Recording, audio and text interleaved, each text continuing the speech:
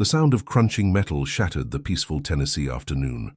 Sarah froze on the porch, her heart hammering against her ribs as the massive mud-caked Mustang reared up on its hind legs. Its hooves struck the hood of the shiny black truck again with the force of a sledgehammer, denting the steel as if it were paper. Inside the vehicle, the man screamed, scrambling to reverse, but the horse wasn't finished. It wasn't just an animal acting out of fear. This was rage. Pure, focused, intelligent rage. Sarah clutched her children tight, realizing with a jolt of terror that this wild beast wasn't attacking them. It was protecting them from something she couldn't yet see, something far more dangerous than a wild horse. Before we begin this emotional journey, please take a moment to subscribe to the channel. We are striving to reach 1,000 subscribers so we can continue bringing you touching and dramatic stories like Sarah's. Your support makes all the difference. The morning mist still clung to the rolling hills of Tennessee, wrapping the old farmhouse in a blanket of pale gray. For Sarah Miller, the fog matched the state of her mind. It had been exactly 365 days since the funeral, a year since Mark had left them, leaving behind a silence in the house that was louder than any noise. She stood at the kitchen sink, gripping a ceramic mug of lukewarm coffee, staring out at the pastures that were slowly losing their vibrancy. The grass was overgrown, the fences leaned precariously like tired old men, and the barn paint was peeling in long, sad strips. Every corner of this land held a memory of him, but now those memories were being suffocated by the mounting pile of letters on the kitchen table. Final notice. Overdue. Foreclosure warning. The words were like physical blows.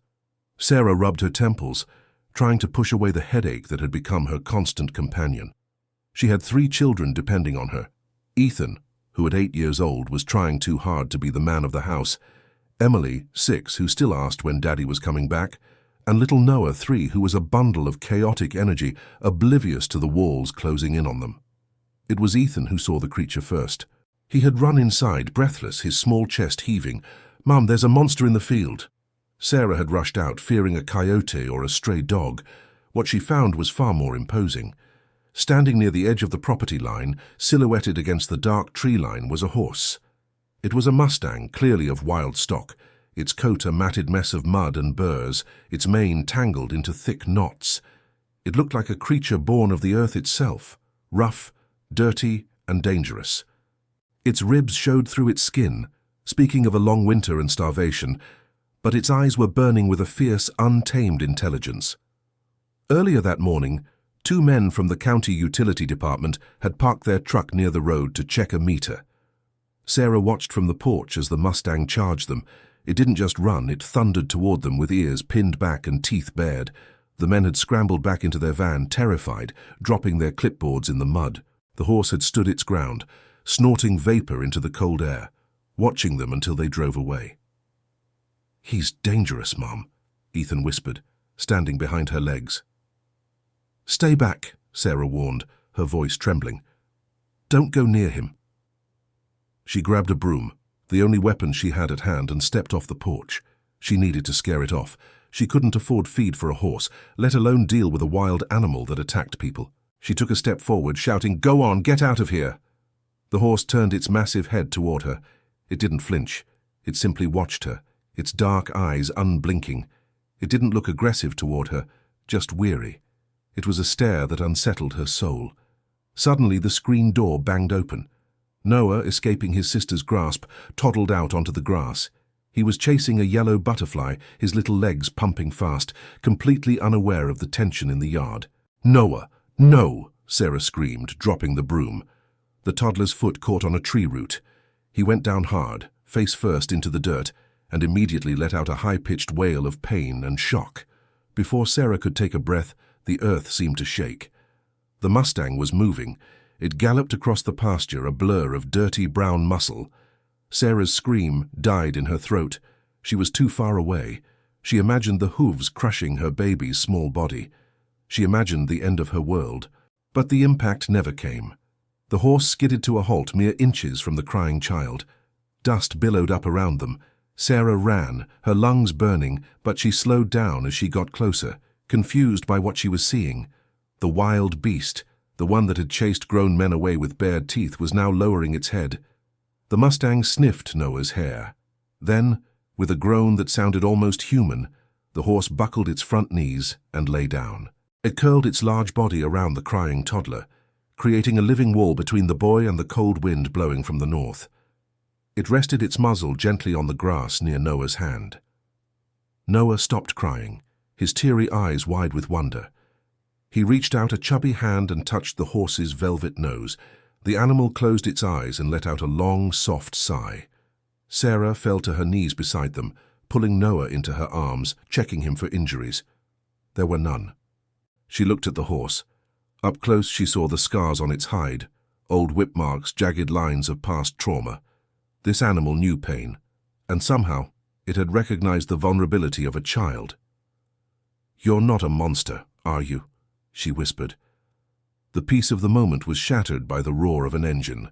A pristine black pickup truck, oversized and aggressive, crunched over the gravel driveway. It pulled up right next to the wooden fence, looming over the yard. Mr. Henderson stepped out. He was a man who wore expensive suits that looked out of place on a farm, and his smile never reached his cold, calculating eyes. He was the wealthiest man in the county, a real estate developer who had been circling Sarah's property like a vulture since the day Mark died. "Sarah," Henderson boomed, leaning against his truck door, "I see you've got a pest problem. I can call animal control to put that beast down for you, save you the trouble." The change in the atmosphere was instantaneous. The Mustang scrambled to its feet. The gentle protector vanished. In its place stood a creature of war. The horse's nostrils flared wide, revealing crimson insides. It let out a shrill, piercing shriek that made Sarah cover Noah's ears. Before Henderson could finish his sentence, the horse cleared the distance between the pasture and the driveway in 3 powerful strides. It didn't stop at the fence. It reared up, its front hooves striking the air, and brought them down on the hood of Henderson's expensive truck. Crunch. Metal buckled. Henderson yelped, diving back into the driver's seat and slamming the door. The horse spun around and kicked the side of the truck with both hind legs, shattering the taillight and leaving a massive dent in the door panel. "Get that thing under control!" Henderson screamed from inside the safety of his cab, his face pale with shock. Sarah stood frozen, clutching Noah. She looked at the horse, then at the terrified man in the truck. The horse wasn't just acting wild, it was acting with specific hatred. It was targeting the vehicle, targeting the man. The Mustang stood between Sarah and the truck, breathing heavily, its body shaking with adrenaline. It turned its head slightly, checking on Sarah and the children, before turning its gaze back to Henderson. Henderson gunned the engine and reversed violently, tires spinning in the gravel, spraying stones as he retreated down the long driveway. As the dust settled, the horse relaxed. It snorted, shaking its mane, and looked at Sarah. For the first time in a year, Sarah didn't feel entirely alone. She looked at the dented truck disappearing down the road, and then at the scarred animal that had just declared war on her enemy. She didn't know where he came from, but she knew one thing for certain. He wasn't going anywhere. But why did he hate Henderson so much? The answer, she sensed, was hidden in the scars that mapped his body. The kitchen table, once the center of family laughter and holiday meals, had become a battlefield of paper. Under the harsh, flickering light of the single overhead bulb, Sarah stared at the ledger her husband, Mark, had kept so meticulously. Now the numbers were a chaotic mess of red ink. The silence in the house was heavy, broken only by the hum of the refrigerator and the settling groans of the old timber frame. It was late, the children were asleep, and the reality of their situation was a cold weight in the pit of Sarah's stomach. The bank's latest letter sat on top of the pile. Foreclosure wasn't just a threat anymore, it was a looming date on the calendar. Mark's illness had been long and expensive. It had drained their savings, then their emergency funds, and finally, it had eaten into the operational costs of the farm itself. They had fought the cancer with everything they had, but in the end, the sickness had taken him, leaving Sarah with a broken heart and a mountain of medical debt. Earlier that afternoon, Mr. Henderson had stopped by again. He didn't come to the house this time. He had lingered by the mailbox at the end of the long driveway, waiting for Sarah to collect the mail. He leaned against his shiny new sedan. The truck was apparently in the shop, wearing a cashmere coat that cost more than Sarah's car. "You're dragging this out, Sarah," he had said, his voice dripping with faux sympathy. "Look at this place. The fences are rotting, the soil is tired, it's worthless as farmland, darling. No one is going to buy this dirt except me, and that's only because I have a sentimental attachment to the neighborhood. Sell now. Take the cash. Move to the city where the kids can have a real life." Worthless. The word echoed in her mind as she sat in the kitchen. He had offered her a fraction of what the land was worth 10 years ago, but without money to fix the fences or buy seed, maybe he was right. Maybe it was just dirt now. A heavy thud on the front porch made her jump. Sarah's heart raced. She grabbed the flashlight from the counter and moved cautiously toward the front door. The farmhouse was isolated. The nearest neighbor was miles away, aside from Henderson's sprawling estate over the ridge. She unlocked the deadbolt and cracked the door open. The beam of her flashlight didn't hit a burglar. It hit the massive, dark form of Buck. The Mustang was standing on the wooden porch, his hooves occupying the space where the rocking chairs used to be. He wasn't trying to get inside. He was facing outward, toward the dark road, his ears swiveling like radar dishes. When the light hit him, he turned his head and blew a soft breath through his nostrils, his eyes reflecting the beam with a ghostly green shimmer. "Buck," Sarah whispered, stepping out into the chill night air. "You should be in the barn." She had tried to lead him into the warm, dry stalls earlier that evening. She had prepared a bed of fresh straw and even found some old oats. But Buck had refused. He had planted his feet at the barn door, trembling, eyes rolling back in white terror. He wouldn't go into the enclosed space. Whatever had happened to him before he arrived here, it had involved walls and confinement. He preferred the cold wind to the trap of a stall. But sleeping on the porch, this was behavior she had never seen in a horse. He was acting like a loyal sheepdog. He shifted his weight, the floorboards creaking under his 1,000-pound frame, and returned his gaze to the darkness. He was on guard. He was watching over them. The next morning brought a pale, watery sun that did little to warm the earth. The routine of the farm had to continue, even if the money had run out. Sarah went outside to check the water troughs, her boots crunching on the frost-covered grass. She looked toward the south pasture. It was the most remote part of their property, bordering an old, dry creek bed that cut through the landscape like a scar. The trees there were gnarled and thick, casting long, twisted shadows. It was a beautiful, albeit melancholic spot. Buck was there. He spent nearly all his daylight hours in that specific sector. He grazed, but he never let his guard down. He paced the perimeter of the dry creek, back and forth, patrolling a line invisible to everyone but him. Sarah had tried to walk down there yesterday to check the boundary fencing, but Buck had intercepted her. He hadn't bitten or kicked. He had simply used his massive shoulder to block her path, nudging her away, herding her back toward the house. It was strange, almost frantic behavior. He seemed desperate to keep them away from that particular patch of land. As Sarah hauled a hose to fill the trough near the house, she heard a soft voice. She froze. Ethan. Her 8-year-old son was standing by the porch railing. Buck had come up from the pasture for water. The massive animal towered over the boy. Sarah's instinct was to run, to snatch her son away, but something in the scene stopped her. Ethan held one of Mark's old grooming brushes in his small hand. He was reaching up, standing on his tiptoes, trying to brush the matted mud from Buck's shoulder. The horse stood statue still. The wild aggression that had destroyed Henderson's truck was completely gone. Buck lowered his head, bringing it down to Ethan's level. "It's okay, boy," Ethan murmured, his voice cracking slightly. "Dad used to brush our old mare like this. He said you have to go with the hair, not against it." Buck closed his eyes, leaning into the child's touch. "I miss him," Ethan whispered, the brush pausing mid-stroke. "I miss him so much it hurts my stomach." Sarah felt tears prick her eyes. Ethan had been so strong, so stoic since the funeral, trying to be the man of the house, as people stupidly told him to be. He hadn't cried in months.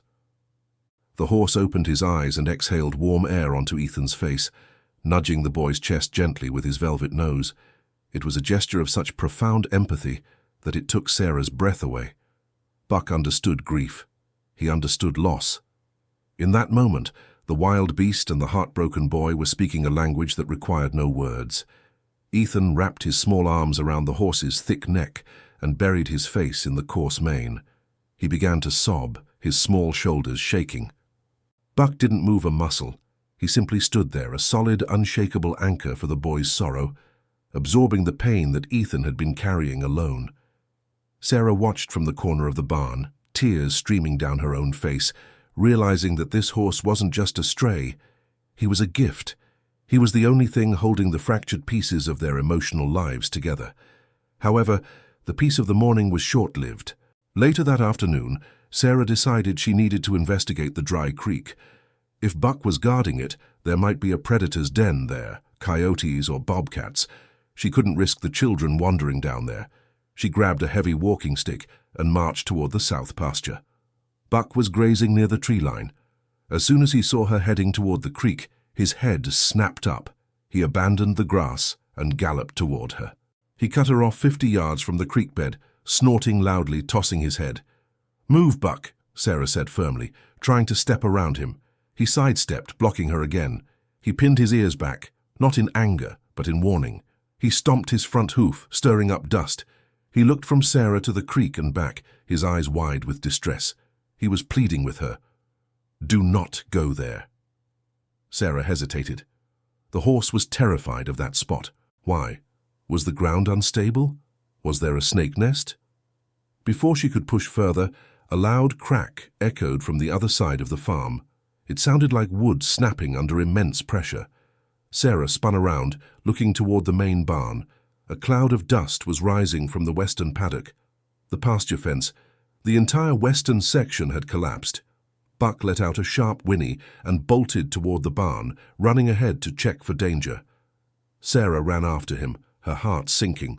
Fences didn't just fall down on their own, not entire sections at once. As she reached the collapsed wood, inspecting the posts, her blood ran cold. The wood wasn't rotten. The posts had been sawed halfway through near the base, concealed by the tall grass, waiting for a strong wind or a gentle push to bring them down. This wasn't nature. This wasn't bad luck. Someone was dismantling her life, piece by piece. And as she looked toward the ridge, she saw a black sedan driving slowly away on the public road. The farm, once a sanctuary of peace, had transformed into a landscape of paranoia. Following the collapse of the western fence, the atmosphere on the property shifted from melancholic to menacing. It wasn't just bad luck anymore, it felt like a siege. 2 days after the fence incident, the water pump for the main house failed. Sarah found sand poured into the gears. The next night, a window in the tool shed was shattered, though nothing was stolen. Sarah tried to tell herself it was local teenagers playing pranks, or perhaps the aging infrastructure finally giving up the ghost, but deep down, a cold knot of dread tightened in her stomach. She felt watched. Every time she hung laundry or walked to the mailbox, she felt eyes on her back. The children felt it too. Ethan stopped playing near the road, and Emily kept her dolls inside, whispering that the bad men might take them. We know how gripping this story is becoming, and we want to share the ending with you. Before the tension rises further, please take a second to subscribe to our channel. Your subscription helps us reach our goal of 1,000 subscribers and supports us in creating more dramatic stories like this one. Through it all, Buck remained their vigilant sentry. The Mustang had stopped sleeping on the porch and resumed his patrol of the perimeter, his focus oscillating between the driveway and that mysterious, dried-up creek bed in the south pasture. He was restless, his tail swishing constantly, his ears flicking at the slightest snap of a twig. He was thin, still recovering from whatever hell he had escaped, but his spirit was unbroken. The confrontation Sarah had been dreading arrived on a Tuesday afternoon. The rumble of heavy engines disrupted the quiet. It wasn't just Henderson's luxury sedan this time. Following his car was a battered, heavy-duty truck pulling a rusted horse trailer. Sarah wiped her hands on her apron and stepped out onto the porch, her heart hammering against her ribs. She signaled for Ethan to take the younger children inside and lock the door. Mr. Henderson stepped out of his car, adjusting his silk tie, looking entirely too clean for the dusty surroundings. From the truck emerged a different kind of man. He was thick-set, wearing worn leather chaps and gloves that looked stained with old blood and oil. He carried a coil of heavy rope over his shoulder and a long catch-pole. He didn't look like a horse lover. He looked like an exterminator. "Afternoon, Sarah," Henderson called out, his voice smooth as oil. "I warned you about the liability. I can't have a dangerous feral animal running loose next to my property. It's a public safety hazard." "He's on my land, Mr. Henderson," Sarah replied, her voice shaking but her chin held high. "He hasn't hurt anyone who didn't threaten him." "He attacked my truck," Henderson countered, his smile vanishing. "And the county has been notified. This is Mr. Grimes. He's a specialist. We're here to remove the animal before it hurts your children." "My children are safe," Sarah snapped. "Leave him alone." "It's not a request, darling," Henderson said coldly. "Mr. Grimes, get to work." Grimes didn't speak. He just spat on the ground and unlatched the gate to the pasture. He walked with a heavy, predatory purpose. Buck was grazing near the barn, but as soon as the gate creaked open, his head snapped up. He saw the rope. He saw the man. A ripple of terror seemed to shudder through the horse's body, visible even from the porch. This wasn't the defiance he showed the truck. This was traumatic recognition. Buck knew what men with ropes like that did.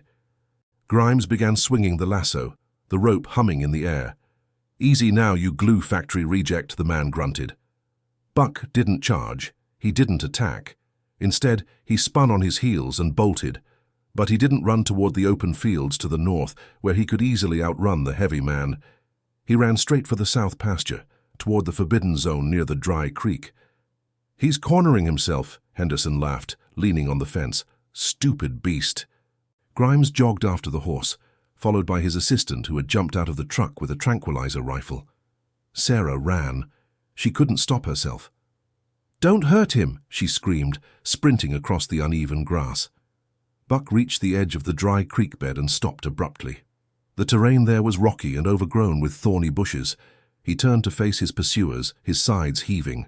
He was trapped between the men and the strange depression in the earth he guarded so fiercely. Grimes moved in, swinging the rope. "Gotcha." Buck reared up, slashing the air with his hooves, but he didn't advance. He let out a sound Sarah had never heard from a horse before, a high, desperate whinny that sounded more like a scream for help than a battle cry. He wasn't looking at Grimes, he was looking past the men, locking eyes with Sarah. He stomped the ground furiously, right at the edge of the creek bank. Thump, thump, thump. He looked at the ground, then at Sarah, then whinnied again. He wasn't trapped, he was showing her something. The rope flew through the air, the loop settled over Buck's neck. Grimes yanked it tight, choking off the horse's cry. Buck panicked, rearing back, the rope digging into his windpipe. The assistant raised the tranquilizer rifle. "No!" Sarah threw herself between the rifle and the horse. "Get out of the way, lady!" Grimes shouted, struggling to hold the thrashing Mustang. "Drop the rope!" Sarah commanded, a fury rising in her that she didn't know she possessed. It was the fury of a mother protecting her young, and in that moment, Buck was one of hers. "Get off my land, now!" Henderson walked up, his shoes crunching on the dry grass. "Sarah, be reasonable. Look at the beast. He's mad." "He's not mad," Sarah said, breathless, staring at Buck. The horse had stopped fighting the rope the moment Sarah stepped in. He stood trembling, gasping for air, his eyes wide and pleading. He nudged the ground again with his hoof. "He's trying to tell us something." "He's trying to kill us," Henderson spat. "Grimes, drug him." "If you fire that gun," Sarah said, her voice dropping to a dangerous whisper, "I will call the sheriff and tell him you are trespassing and discharging a weapon near a residence. I know Sheriff Miller. He was Mark's cousin." It was a bluff. She barely knew the cousin, but Henderson didn't know that. He looked at Sarah's wild eyes, then at the massive horse standing protectively behind her, and finally at the property line. He sneered. "Fine," Henderson said, adjusting his cuffs. "Keep the monster, but when he tramples one of your kids, don't come crying to me. And Sarah, the bank called me. They're very interested in my offer for the deed. Tick-tock." He signaled Grimes. The handler cursed, loosened the rope and flicked it off Buck's head. The Mustang shook his neck, coughing, but held his ground. The men retreated. Sarah watched them go until the taillights of the trailer disappeared down the road. Her legs felt like jelly. She turned to Buck. The horse was still trembling. He didn't run away. He took a step toward the dry creek bed. sniffed the air deeply, and looked back at Sarah. The smell down here was different, Sarah realized. Beneath the scent of pine and dirt, there was something faint, chemical, like old batteries or bleach. Buck nudged her shoulder gently, pushing her away from the edge of the creek.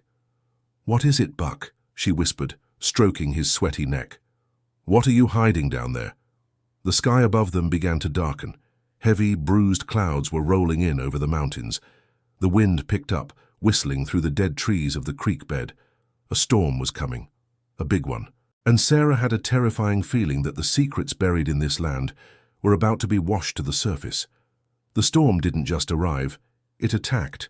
By nightfall, the bruised clouds that had gathered over the mountains unleashed a torrential downpour that turned the Tennessee landscape into a blur of grey water and mud. The wind howled around the corners of the farmhouse, rattling the windows in their frames like angry spirits trying to get in. Thunder cracked so loudly it shook the floorboards beneath Sarah's feet, and the flashes of lightning were blinding, illuminating the swaying trees in stark strobe-light terror. Inside, the lights flickered once, twice, and then died completely. The house plunged into darkness. "Stay close," Sarah said, her voice steady despite her racing heart. She fumbled for the emergency lantern and candles she had set out on the kitchen table. The warm glow of the lantern pushed back the shadows, revealing the frightened faces of her children. Ethan held Noah on his lap, while Emily clutched her favorite stuffed bear. "Where is Buck?" Emily asked, her small voice barely audible over the drumming rain on the tin roof. "He's cold, Mommy. He's outside." "He's smart, baby," Sarah reassured her, though she was worried too. "He knows how to find shelter in the trees. He'll be okay." The storm raged for hours. Around midnight, the rain intensified, sounding like gravel being thrown against the siding. Sarah, exhausted from the stress of the day and the confrontation with Henderson, had dozed off in the armchair, the lantern dimming to a faint orange ember. She woke with a start. The front door was unlatched. It was swinging slightly in the draft, letting in gusts of wet, cold air. Panic, cold and sharp, pierced her chest. She did a quick head count. Noah was asleep on the rug. Ethan was curled up on the sofa. Emily was gone. "Emily!" Sarah screamed, grabbing the dying lantern. She ran to the porch. The wind almost ripped the door from her hand. "Emily!" Through the sheets of rain, a flash of lightning lit up the yard. Sarah saw a small figure in a yellow raincoat, struggling against the wind, heading south, toward the pasture, toward the dry creek. "No, no, no!" Sarah gasped. She didn't think. She ran. She plunged into the storm without a coat, the freezing rain soaking her instantly. The mud sucked at her boots, making every step a battle. "Emily, stop!" But the wind tore her words away. The little girl was determined. In her childlike mind, she was on a rescue mission. She was going to the place where Buck always stood, convinced he was waiting there, cold and alone. Emily reached the edge of the south pasture. The ground here sloped downward toward the old creek bed. In the dark, with the rain turning the earth into soup, the terrain was treacherous. Suddenly, a dark shape exploded from the tree line. It was Buck. He wasn't sheltering. He wasn't hiding. He was right where he always was, guarding the line. He saw the girl stumbling toward the depression in the earth. He didn't whinny. There was no time. He charged. To an observer, it might have looked like an attack. 1,000 pounds of muscle hurtling toward a 6-year-old child. Sarah screamed, slipping in the mud still 50 yards away. Buck reached Emily just as she took a step onto the muddy bank of the creek. He didn't trample her. He lowered his head, bared his teeth, and clamped his jaws onto the back of her yellow raincoat. He yanked. He pulled her backward with such force that her feet left the ground. She landed hard on her bottom in the wet grass, away from the edge. "Bad horse!" Emily cried out, shocked and scared. Buck didn't retreat.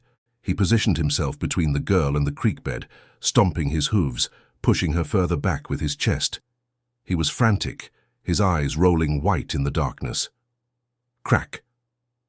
A sound louder than the thunder split the air. Just as Sarah reached them, sliding to her knees in the mud to grab Emily, a bolt of lightning struck a dead oak tree on the far side of the creek. The brilliant, blinding flash illuminated the world in electric blue for a split second. And in that second, they saw it. The ground where Emily had been about to step, the bank of the dry creek, wasn't solid. The rain had washed away the top layer of dirt. Directly in front of Buck's hooves, the earth had collapsed into a gaping black maw. It wasn't a natural sinkhole. The lightning flash revealed rotted wooden beams jutting out of the mud like broken ribs. "Mommy!" Emily buried her face in Sarah's soaked shirt. Sarah stared, horrified. If Buck hadn't pulled her back, if Emily had taken 2 more steps, she would have vanished into the earth. Buck stood over them, panting heavily, water streaming off his matted coat. He looked down into the dark hole he had just saved them from. He snorted, the smell of wet earth and something else, something sharp and chemical, filling the air. The ground groaned. A chunk of the creek bank, the size of a car, sloughed off and slid silently into the darkness below. A splash echoed up from the depths. Not the splash of water hitting rock, but a thick, heavy gloop sound. Sarah grabbed Emily tight, pulling her up. "Come on, we have to go, now!" She looked at Buck. "Come with us, please." The horse looked at the hole, then at Sarah. He nudged her back toward the house, his message clear. "Go, I will watch the hole." Sarah didn't argue. She carried Emily back through the storm, her legs trembling not from the cold, but from the realization of how close she had come to losing everything. Buck had saved her daughter. But what was down there? What was so dangerous that a wild horse would stand in a thunderstorm to keep them away from it? As she reached the safety of the porch, looking back into the chaotic dark, she knew the answer wasn't just a hole in the ground. It was something man-made, something hidden. And tomorrow, when the sun came up, she was going to find out exactly what Mr. Henderson had been trying to buy. The dawn that followed the storm was deceptively beautiful. The sun rose over the Tennessee hills, painting the wet world in shades of gold and amber. Steam rose from the saturated earth, creating a low-hanging mist that swirled around Sarah's ankles as she stepped off the porch. But the peace was fragile. The farm was scarred. Branches littered the yard. The driveway was washed out, and in the distance the south pasture looked different. The landscape itself had changed. Sarah pulled on her heavy rubber boots. "Ethan," she called out, her voice serious. "Bring Emily and Noah. Stay close to me, do not run." They walked in a somber procession toward the south pasture. The air, usually smelling of pine and damp soil, carried a different scent today. Something sharp, acrid, and metallic that tickled the back of Sarah's throat. Buck was waiting for them. The Mustang looked exhausted. His coat was plastered to his ribs with mud, and his head hung low, but he hadn't left his post. He stood like a statue near the jagged edge where the earth had opened up the night before. As Sarah approached, he didn't block her path this time. He stepped aside, letting out a soft, weary snort. He looked at Sarah with an expression that seemed to say, "Now you see." Sarah signaled for the children to stop 20 feet back. "Stay there. Do not move until I say so." She crept toward the edge of the collapse. The hole was massive, a gaping wound in the pasture about 15 feet wide. It wasn't just a sinkhole caused by water erosion. The storm had washed away a thin layer of topsoil that had been artificially placed over something much older. She peered over the lip of the crater. The sunlight hit the bottom, revealing a nightmare. It was the entrance to an old abandoned mine shaft, likely from the coal era, timbered up and forgotten decades ago. But it wasn't empty. Down in the shadows, half buried in the mud, were dozens of 50-gallon steel drums. They were rusted, corroded, and leaking. A thick, neon-green sludge was oozing from the barrels, seeping into the soil and trickling down into the deeper recesses of the cave. The chemical smell was overpowering here, like burning plastic and rotten eggs. Sarah covered her mouth, her stomach churning. This was poison, industrial waste. But that wasn't all. Next to the ancient rotting barrels lay something jarringly modern. It was a yellow, hard-shelled case, cracked open by the fall of the earth. Scattered around it were high-tech survey stakes and a digital ground-penetrating radar device. Sarah slid carefully down the muddy slope, just a few feet to reach the equipment. She picked up the plastic case. Printed clearly on the side was a logo, Henderson Industrial Solutions. Her breath hitched. She looked deeper into the hole. On one of the leaking barrels, a faded hazardous material label was visible. Danger. Corrosive. Property of Henderson Chem Textiles. The pieces of the puzzle slammed together in Sarah's mind with the force of a physical blow. The realization made her knees weak. Mr. Henderson wasn't a benevolent neighbor trying to help a struggling widow. He was a criminal. He had been using the remote, hidden entrance of this old mine on her property, accessible via an old logging road that ran behind her land, to illegally dump toxic waste from his textile factories. Disposing of this chemicals legally would cost millions. Dumping it in a widow's worthless backyard cost him nothing. But there was another layer to the betrayal. Sarah spotted a clipboard that had fallen out of the case. The rain had blurred the ink, but the map was clear. It showed her farm. It showed the mine. And it showed a massive blue reservoir directly beneath the toxic dump site. The aquifer. Henderson wasn't just dumping waste. His survey equipment proved he knew there was a massive, pristine underground water source right here. He was trying to force her to sell the land for pennies by claiming it was dead, while he secretly poisoned the soil to hide his waste, planning to eventually tap into the clean water once he owned the deed. He was poisoning the land to devalue it, then planning to sell the water once he controlled it. The sheer cruelty of it made Sarah gasp. He had looked her in the eye, asked about her children, and all the while he was planting cancer in their backyard. Suddenly, a warm breath huffed against her neck. Sarah turned. Buck had come to the edge of the hole. He looked down at the toxic sludge and pinned his ears back, baring his teeth in a silent snarl. Tears streamed down Sarah's face as she looked at the horse. "You knew," she whispered. "Animals live by their senses." Buck hadn't attacked Henderson's truck because he was a bad horse. He had attacked it because the truck, and Henderson himself, smelled like this. Henderson smelled like the chemicals that were burning the horse's nose. Buck associated the man with the poison that was killing the land. And the reason Buck guarded this spot. He felt the ground was hollow and unstable. He smelled the fumes rising from the cracks. He wasn't keeping the family away from a secret treasure. He was keeping them away from a death trap. He had stood in the rain, hungry and cold, to make sure Emily didn't walk on ground that he knew was rotten. "Mom?" Ethan's voice drifted from the safety line. "What is it?" Sarah climbed out of the hole, her hands covered in mud, clutching the damning clipboard and the piece of plastic with Henderson's logo. She stood up, feeling a fire ignite in her chest that burned hotter than her grief, hotter than her fear. She looked at her children. They were safe because of this horse. She looked at the land Mark had loved. It was being murdered by a man in a silk suit. "It's the truth, Ethan," Sarah said, her voice trembling not with fear but with a cold, hard rage. "Mr. Henderson isn't buying this farm. He's going to prison." She reached out and stroked Buck's neck. The horse leaned into her hand, his job finally done. The secret was out. He didn't have to carry the burden alone anymore. But as Sarah turned to head back to the house to call the authorities, a sound froze her blood. The low, menacing hum of an engine.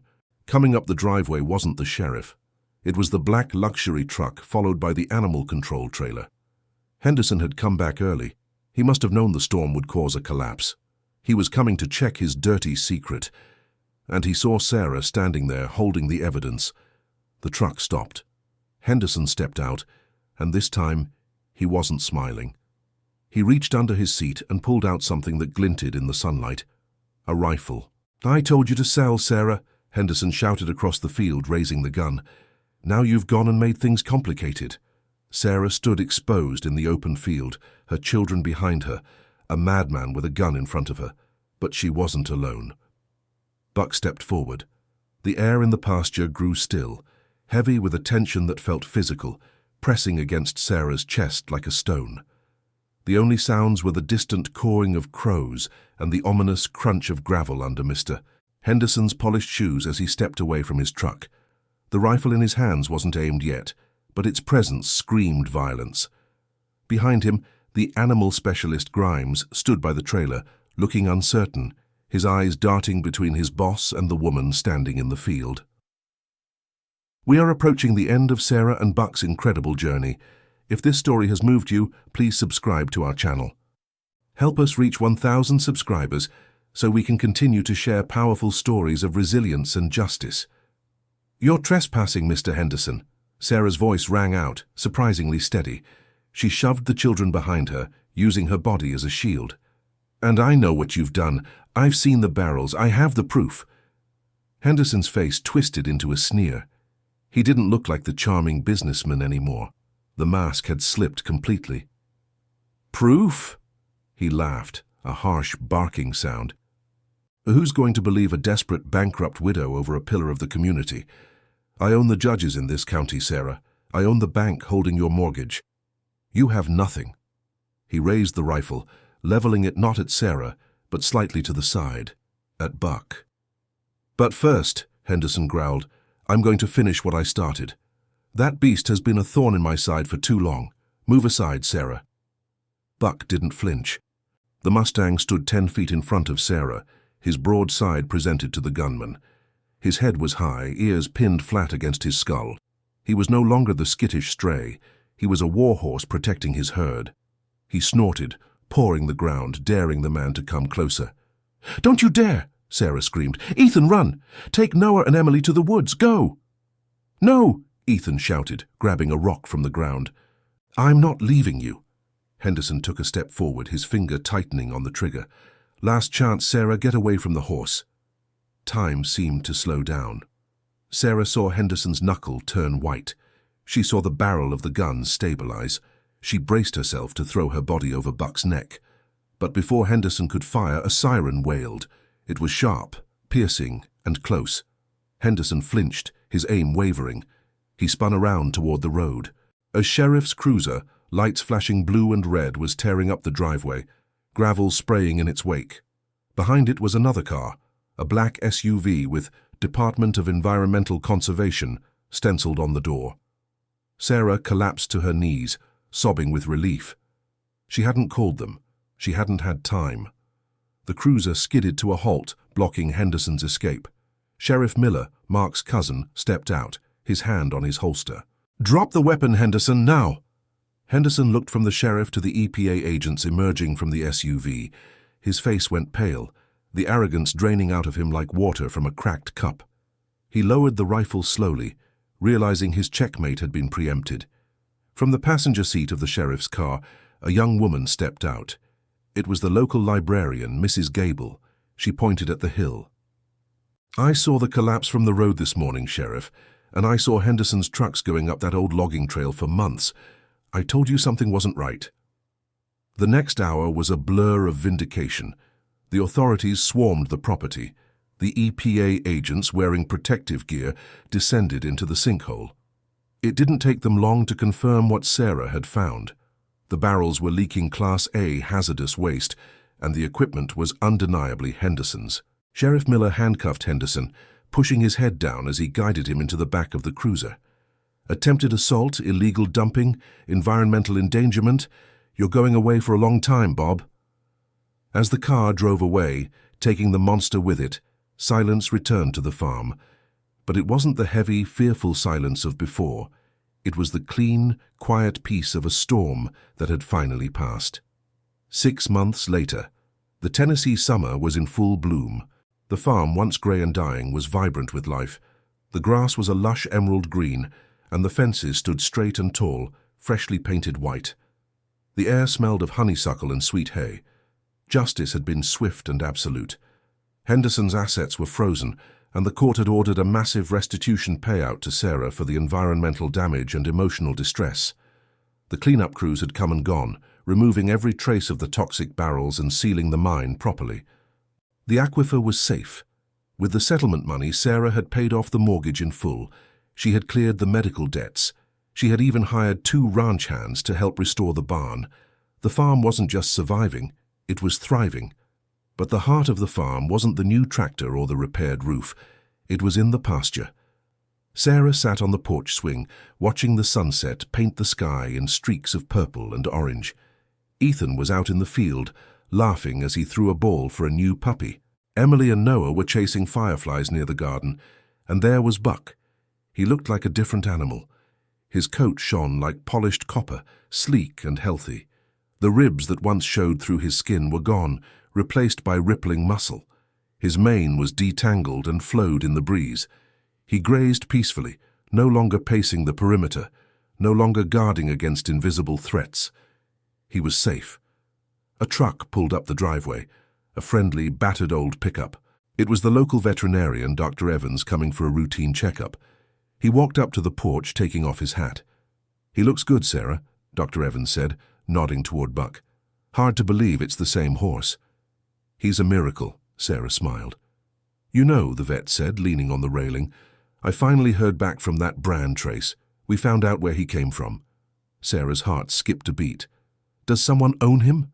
Do they want him back?" "Technically," Dr. Evans sighed. "He belonged to a dude ranch tourist trap 3 counties over, a place known for breaking horses hard and cheap. It turns out that ranch was a subsidiary of one of Henderson's shell companies. That's where the staff mistreated him. He likely escaped, ran for miles, and ended up here." Sarah looked at Buck. It all made sense. The abuse, the hatred of Henderson, the fear of confinement. He had run away from Henderson's cruelty, only to find Henderson's victim, Sarah. Fate had brought them together to save each other. "They don't want him back," the vet continued. "The place was shut down. He's legally abandoned, which means—" He pulled a piece of paper from his pocket. "If you sign this, he's yours. Officially." Sarah took the pen without hesitation. She signed her name, sealing the bond that had been forged in danger and loyalty. She walked out into the pasture as the last light of the day faded. Buck raised his head, chewing a mouthful of clover. He watched her approach with soft, trusting eyes. Sarah reached up and wrapped her arms around his strong neck. He lowered his head, resting it on her shoulder, letting out a contented sigh that vibrated through her chest. "You're home, Buck," she whispered into his mane, tears of gratitude pricking her eyes. "Nobody is ever going to hurt you again." Ethan ran over, breathless and happy. "Mom, did you see he let me sit on his back for a second?" "I saw, baby," Sarah said, pulling her son close. They stood there as a family, Sarah, her children, and the wild Mustang who had become their guardian angel. The nightmare was over. The land was healed.